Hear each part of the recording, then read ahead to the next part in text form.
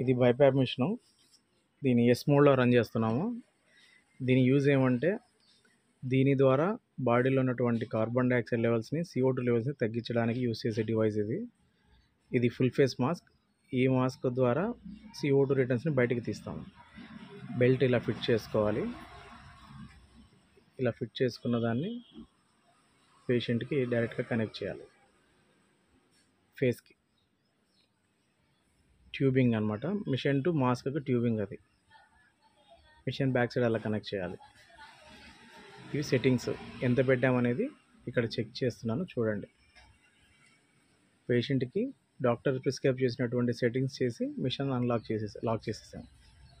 ఇప్పుడు పేషెంట్కి ఆక్సిజన్ ద్వారా ప్లస్ కార్బన్ డైఆక్సైడ్ తీయడం కోసం మాస్క్ని కూడా కనెక్ట్ చేస్తున్నాం. మిషన్కి మాస్క్ పేషెంట్కి